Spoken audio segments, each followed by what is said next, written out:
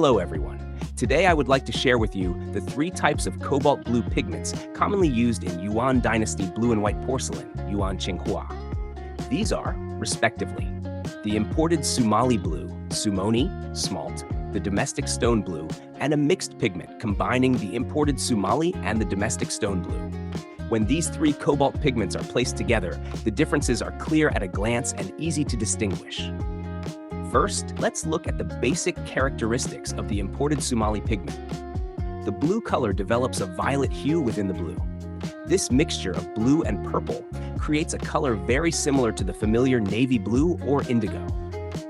In the early Yuan Dynasty, due to relatively backward refining technology, the purity of the Sumali pigment was low, containing many impurities and coarse grinding particles. Therefore, in the painted patterns, you can see many obvious particles of varying sizes and intensities, distributed very naturally. This creates a distinct characteristic of imported Sumali pigment known as natural diffusion, halo effect, much like how concentrated ink naturally spreads when painted on Yuan paper. Additionally, early Yuan imported pigment has a distinct feature of natural downward flow. As you can see in many parts of the painting, there is a clear characteristic of the pigment flowing downwards naturally. The imported pigment contains high iron ore impurities. Where the pigment piles up, the iron elements aggregate. Under high temperatures, these iron elements sink into the body, forming tin spots or iron rust spots that are concave and embedded into the clay body. Next, let's look at the color characteristics of the domestic stone blue pigment. The blue color tends to be grayish and dull. The refining purity is also relatively poor, with coarse particles and impurities. These impurities also contain some iron ore particles, but the iron content is much lower than in the imported Sumali pigment. As we know, the essence of iron rust spots is the iron element reacting under high heat. Therefore, in patterns painted with domestic pigment, iron rust spots also form where the pigment is thick, but they are relatively mild, and the spots are small, unlike the obvious large patches found with imported Sumali pigment.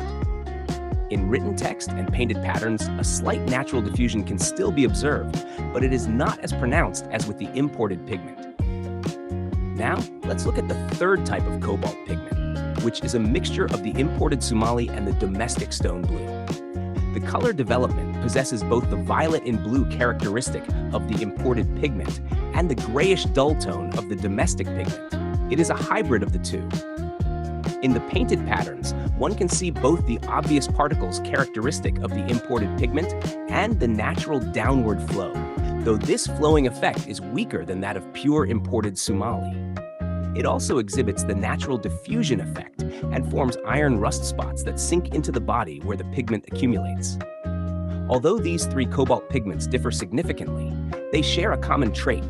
They all contain iron impurities that form iron rust spots under high temperatures. As long as it is Yuan blue and white porcelain, regardless of the pigment type, collectors can use a magnifying glass to observe the specific characteristics of these iron rust spots for authentication and dating. The iron minerals in the rust spots over several centuries will inevitably form crystalline structures. While the size and shape of these crystals vary greatly depending on the amount of iron, they all share a common characteristic: a radial crystallization that diffuses outward. To give you a more intuitive understanding of iron mineral crystallization, I will show you an image of a Yuan blue and white porcelain shard with particularly high iron content.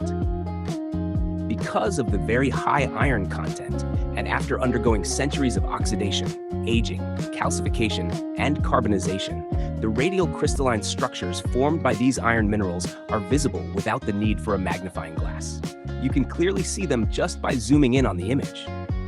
You can see the very obvious iron mineral crystals radiating outward to the surroundings. If it were a modern fake, even if iron is artificially added to the pigment to create rust spots, because it hasn't undergone hundreds of years of natural oxidation, aging, carbonization, and calcification, it will not form this kind of radiating, radial crystalline structure. That is all for today's sharing. Thank you, everyone, and goodbye.